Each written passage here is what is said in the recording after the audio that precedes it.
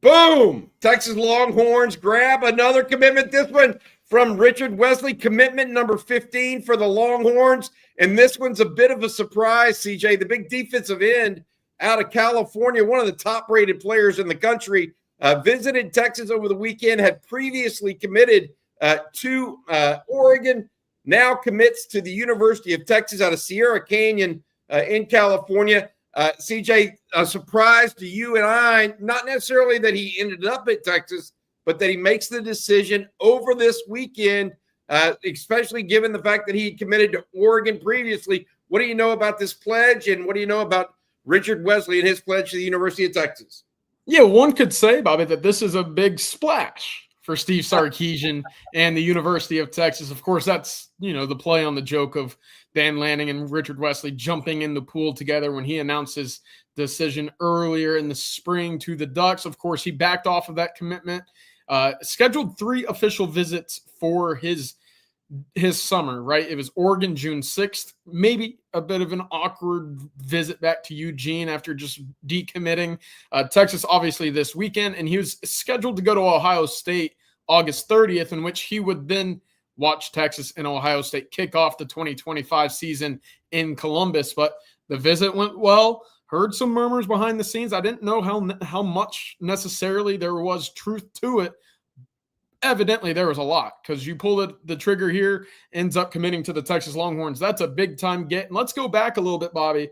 Richard Wesley, 6'5", 250 pounds. He actually reclassified from the 27 class to the 26 class, but physically, a guy that checks all the boxes off the edge. That is a heck of a get for the Texas Longhorns in a class in a weekend in which they hosted a lot of edge talent. Quite the get for the Texas Longhorns, Alan Clark, in that defensive side of the ball.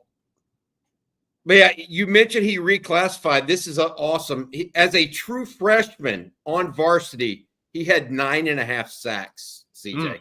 If that tells you everything, follow that up with another 9.5 sacks last year. Had also run in the 100-meter dash in track and field and the 200-meter. So we're talking about a rare athlete here overall. Finished 2024 with 44 tackles, 16 tackles for loss, 9 sacks, 8 quarterback hurries, 3 forced fumbles. Tremendous all-around prospect for the Texas Longhorns. As you said, a national recruit. To give you some folks' understanding of exactly how well he is, or how good he is overall, in my opinion. You're talking about a guy, CJ, that is sitting here right now at roughly ranked number 14 overall in the country. CJ, you there right now? I'm going in and out on my StreamYard. Yep. He's ranked 14th overall, despite being a 2026, 2027 or 2027 recruit that is reclassified. Just a tremendous all-around athlete, right? Yeah, you mentioned his ability to run track in the 100. He was a guy. I mean, you just don't see that as an edge rusher, right? You don't see that as guys who play in the trenches with that size, 6'5", 250 pounds. That's going to translate to no matter what level of football he plays. Obviously now expected to be in the SEC with the Longhorns over the next few years. That's going to translate 100%. I know that we've talked about it with other edge prospects in this class. Some play basketball. Look, if you get a guy as quick as this, as big as he is off the edge, that makes life very difficult. And I wanted to add again, 6'5", 250 is the listed height and weight. What Texas has added over the last few, that's something that Texas just hasn't added in years past, right? Lance Jackson, the 5-star edge last year, 6'6", 270, 265 pounds. We talked about the lightning quick first step of a Smith Orogbo last year as well. Colin Simmons, no need to go down the list of what he's been able to do. And then Zeno Umeozulu, right? 6'5", got up to about 255 at the moment. Look, there's size, there's length, there's guys that can get to the quarterback. And Texas continues to stack these guys on top of one another at the edge position. This is a heck of a get right now for the Texas Longhorns. Well, I'm thinking of it to myself. This makes 15 total commitments for the Longhorns. Vodney Cleveland committed yesterday, making 14. Those are 2 nationally rated defensive linemen. Kinder Gerville, the defensive tackle out of Fort Myers that you visited with at the airport today, was like, hey, Texas is on top for me. Texas already has right now 3 defensive line commitments, and they're still in on Damari Simeon, as well as James Johnson as well. It's clear Steve Sarkisian really focusing on the defensive line at this point, whether that's at edge or CJ on the interior. They are just continuing to pick up big-time player after big-time player right now. It's really interesting because in the halls of Moncrief, Bobby, they have a big map of the United States, and each player on the roster, they have like a little Longhorn logo that you kind of pinpoint where they're from. And it's a prideful thing for the players to be able to represent their hometown. It's cool because, of course, you see the state of Texas filled up more than any other state, obviously. But I imagine that list or that map will look very different over the next few years as Texas continues to widen that net. You look at where that defensive line class is already set from in the 2026 class. You got Louisiana, Alabama. You got representation out in Florida as well. Now for an edge, Richard Wesley going all the way out to California. And you also mentioned Damari Simeon, who Texas feels pretty comfortable about right now in its recruitment. That's all the way up in New Jersey. So the net is cast. It's pretty wide, goes coast to coast, and it's all top talent across the country. Texas winning out some big battles over Ohio State, Oregon, Georgia, Florida, Alabama. Texas isn't playing when it comes to stacking talent on that front seven, and that's exactly what was the expectation when joining the SEC. I'm going to add Jeff Howe in here as well. He's joining us. Jeff, your thoughts on this pickup from Texas? Not necessarily one that we were expecting today. Sorry I'm late. I got so excited with Richard Wesley's commitment. I had a cannonball into my pool, so I had to towel off a little bit. So apologies for being late. No, this kid is a special athlete at a premium position, rushing the passer. You needed, we figured edge was this week was going to be the week where some things started to fall into place with Dre Quinn's announcement on Thursday. That didn't go Texas' way, but man, you come back and get Richard Wesley. This is massive, and you needed a big time edge like this in the 26 class because this is a guy that can kind of sit for 1 year in Colin Simmons' draft eligible year. Colin Simmons goes to the league, and then hypothetically that guy's ready to step in. And Richard Wesley's going to come into a really talented edge room. But Bobby, this is recruitments like this. Texas winning these kinds of recruitments for line of scrimmage players. When you got a class with Diabell coming off of his win in the Elite 11 finals, with the type of line of scrimmage talent Texas continues to recruit, everything else to me will take care of itself almost. I know linebacker is kind of in that mold too, and we'll see how things start to shake out there. But when you talk about recruiting on the perimeter or running backs, anything like that, man, everything will take care of itself if you continue to win these high leverage battles. Like CJ was just talking about, when you can go beat Notre Dame and Ohio State and Oregon for top end line of scrimmage talent, man, you're putting together the kind of ingredients that you can win a national championship with. Yep. I think CJ and I were just talking about this, Jeff. It's clear the Longhorns going strong right now on the defensive line of scrimmage. There is just no two ways about it with the addition today of Richard Wesley.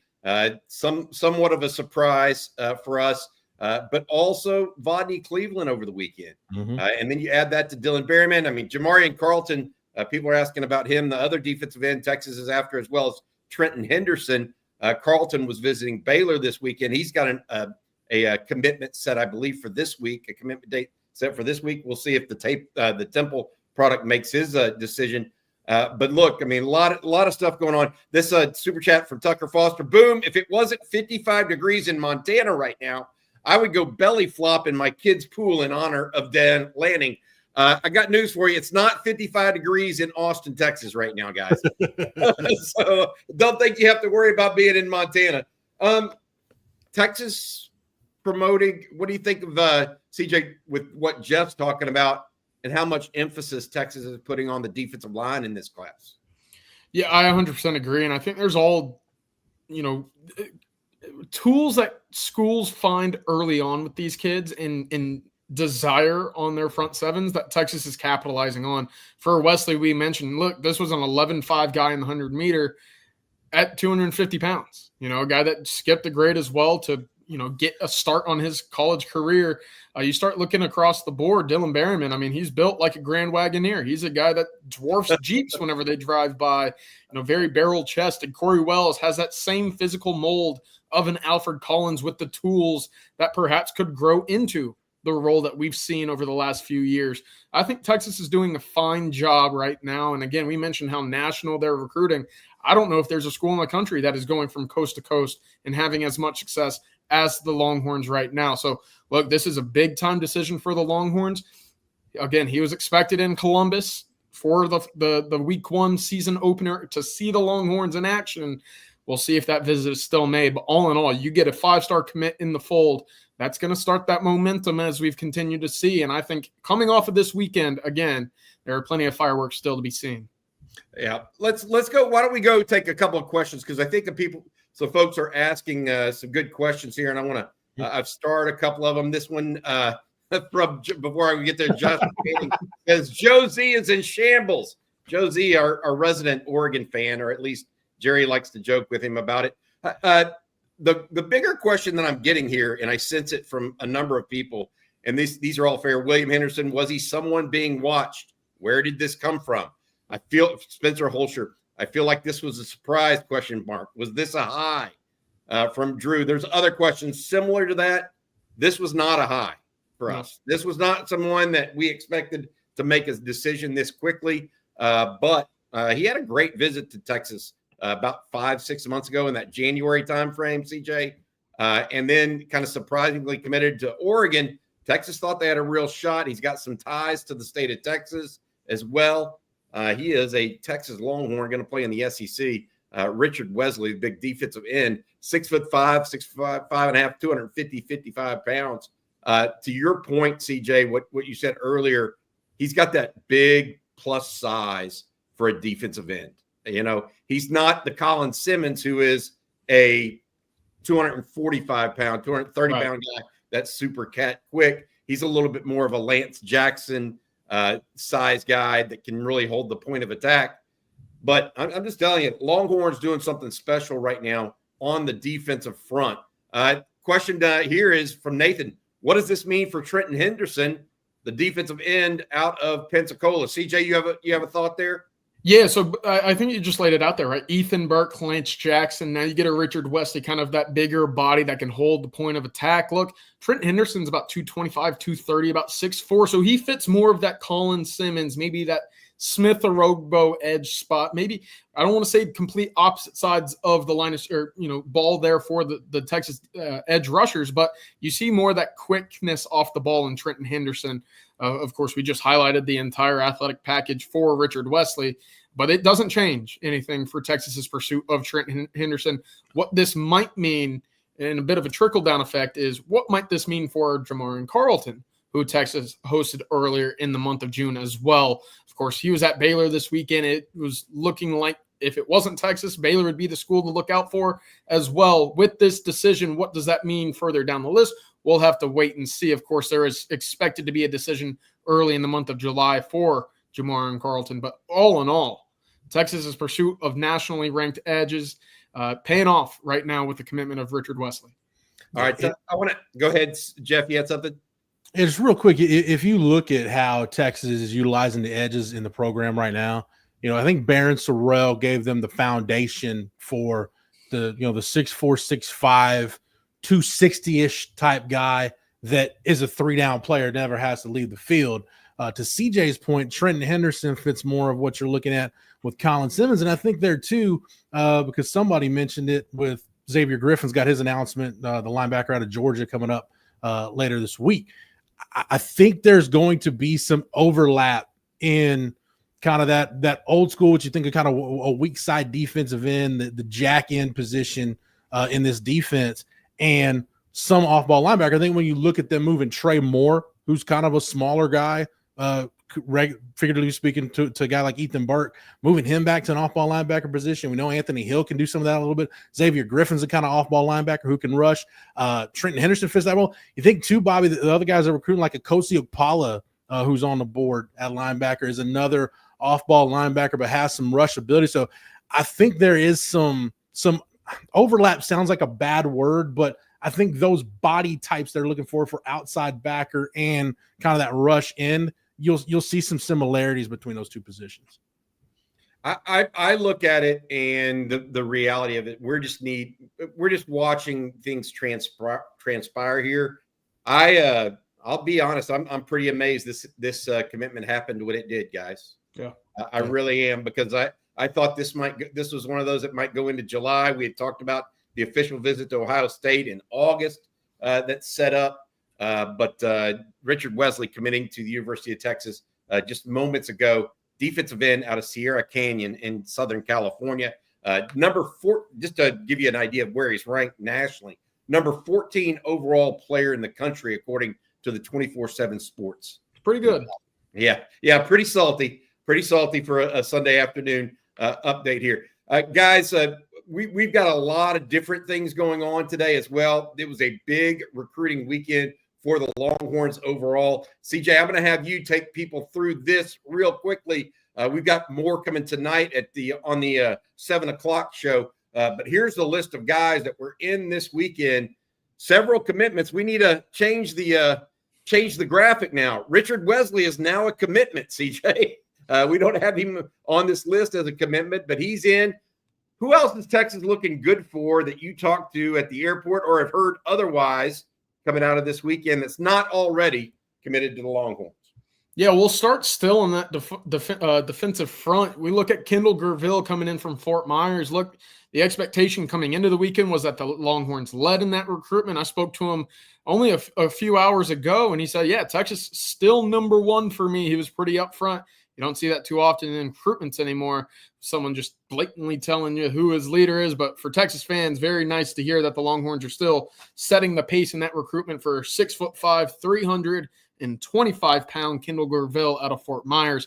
I thought Texas did a fine job of James Johnson as well, who bumped Syracuse out of this weekend's official visit slot for the Longhorns. He actually called Texas DLU for defensive line U. They pitched, of course, 6 defensive linemen drafted over the last 3 NFL drafts. So they're making splash moves here. And then, of course, on the front, to back that up with Tyler Atkinson coming in, Calvin Thomas, Kosi Okpala. I'm not going to go out there and say that right there is your linebacking class, but I do think Texas is moving the needle for Tyler Atkinson in favor of the Longhorns. And certainly with the in-state guys, Texas sitting pretty nicely at the moment for Kosi Okpala and Calvin Thomas. If that is your front 7, Bobby, with what Texas has in the group right now, plus some of those linebackers, this could be the best defensive class Texas has ever landed. Wow. Chase Calicut, the word is he had a great visit. He's deciding between Texas, Michigan, and Georgia. He's the North Shore safety. John Turntime, we're hearing positive reviews there. Michigan may be the top competitor for him. Kia Wade Brown out of Corona Centennial. Same could be said. Texas might be the leader there as well. Caden Finley, CJ, is one, and Jeff is one that we've talked about this year. Do we know where his recruitment stands right now? Because some people are trying to say Notre Dame may be the leader, but that's not necessarily what our intel says right now. Jeff, CJ? Yeah, I'll let CJ take it. I'll just say we recorded, we dropped on the channel today kind of a wide receiver overview where we look at recruiting, the depth chart, kind of the future of the program. Texas legacy, son of Jermichael Finley, but CJ can expand on this, man. Notre Dame they're in Marcus Freeman, that crew. They're not going down without a fight for Caden Finley. No, they're not. And look, they've had success in the state of Texas recently. Of course, you look at Jaden Greathouse from the Austin area being one of their leading receivers this past year. They're trying to do the exact same with Finley in this cycle, but that's not going to be easy. And of course, the legacy talk isn't always going to end up going in the favor of that school, right? We've experienced that in years past, but this recruitment still feels very similar to that of Colton Vasek a few years ago, right? You have those whispers that maybe he wants to go out of state, blaze his own trail, But ultimately, I think that there's too much of a pull to the Longhorns, and I thought we heard some positives coming into this weekend. And, of course, the Longhorns put everybody they could in the recruitment to pull Caden Finley in favor of the Longhorns. Of course, that's Dia Bell, that's KJ Lacey from the DFW area, that's Kalik Lockett, Dalen McCutcheon, and of course, Jermaine Bishop and Chris Stewart, who are on the official visits as well. They were seen photographed with Finley on their visit. So, look, I think Texas is doing a fine job with Finley. And again, I would be surprised if he does not sign with the Longhorns when it's all said and done. Of course, we're talking about Caden Finley out of Aledo. It just feels like one that's going to be lined up for the Longhorns to lose moving forward. All right. I want to go to this comment because I think it's legitimate and one we haven't mentioned yet as it relates to Richard Wesley. That's what we're talking about here. And he has committed to the University of Texas defensive end out of Sierra Canyon. John Adams says Alan Clark, the new defensive ends coach at the University of Texas, got this recruitment done. Very, very could be a lot of truth in that. Because Clark was recruiting him while at Ohio State as well. And so there's a big tie there. But I want to show y'all one last thing here. We can now make this graphic a commitment. Richard Wesley, 6'5", 250 pounds, Sierra Canyon, number 2 edge ranked prospect in the country, number 14 overall ranked player in the country, according to the 24/7 Sports Composite. Pretty strong work there. For the Texas Longhorns, beating out Oregon and Ohio State, among others. All right, Jeff, CJ, we're back at 7:00 tonight for the live stream. If you guys have anything else to add before we let people go here this Sunday afternoon. Yeah, real quick, I wanted to address David Keith Williams' question about the linebacking picture. Look, Xavier Griffin, he told us last week that the picture or plan for him at the next level, if he were to commit to the University of Texas, would be 1 year off the edge, move to the off-ball linebacker after that. That's kind of how he interpreted the pitch from the Texas staff, whereas you see a Tyler Atkinson who's going to be your middle-of-the-field Mike linebacker type of prospect. He told us that, look, Texas wants me to be the quarterback of the defense. You don't quarterback a defense off the edge. You do it in the middle of the field. So there's a bit of a discrepancy between the two, all in all, two really talented linebacking prospects. So Texas in for the right guys. Yeah, I'm not so worried about – people are worried. What does this mean? Well, Xavier Griffin is a different prospect than Tyler Atkinson. I mean, they are just – they're both play linebacker at some level, but they are different players. Atkinson profiles more inside. Griffin profiles more outside, whether he's off the ball or off the edge. So they certainly would not they would not bother each other for as far as playing time, et cetera. Both tremendous players. All right, that's going to do it. Hey, real quick, Bobby. We Yes. got two super chats that I want to address real quick. Glenn Dickerson asks, is Wesley a jack or a buck? Baron Sorrell technically played the jack end, so that's kind of where he would be. But look, whether he's a jack, a buck, an off-ball linebacker, whatever we're talking about, you're seeing Texas build a defense, PK and Sark are, the way Nick Saban built the defense at Alabama, the way Kirby Smart built his defense at Georgia, the way we've seen Ryan Day and that staff build at Ohio State. Everybody in your defensive front has the ability on any given down to rush the passer. So however you want to label guys, it doesn't really matter. The ability to get organic pressure on a quarterback without having to deploy more resources, those are the defenses that win national championships. And Juan Garza says, I think this is recruit to the whistle recruitment. Texas would have to recruit him to December. This is not 15 years ago where you could get, 15 commitments at a junior day and then, go play golf in late May and June. Like this is, and you're recruiting through the whistle on everybody because these are national recruitments. But to go back to Alan Clark, Bobby, Sark has young, hungry assistants. They've got a staff that understands the goal is bringing Texas a national championship. So I don't worry about that part at all. The staff knows the deal. They know what they're getting into. When you get into these recruitments, getting them is a really big deal, obviously, but now it's about hanging on to them. They get that. Yeah, I agree with that. I mean, look, you're gonna have to hang on to all of them. Yeah. I mean, Texas, there's Texas not recruiting, not players that aren't very good right now. They're recruiting like we just showed, number 14 overall player in the country at defensive end. As far as whether he's a jack or a buck, I think he's a wide side of the field guy, strong side defensive end at 250 plus pounds. That's your MO. The question is, can he be that in a 3-man front if they wanted to go and get really nasty? And the answer is yes. Yeah. Guys like him and Lance Jackson have that size that allow you to do that sort of thing. And that is rare, relatively rare, at least in college football, especially early in their career. All right, that's going to do it. Congratulations again to Richard Wesley, defensive end out of Sierra Canyon High School in Southern California. For Jeff Howe, as well as CJ Vogel, hook 'em, Richard. Congratulations, buddy.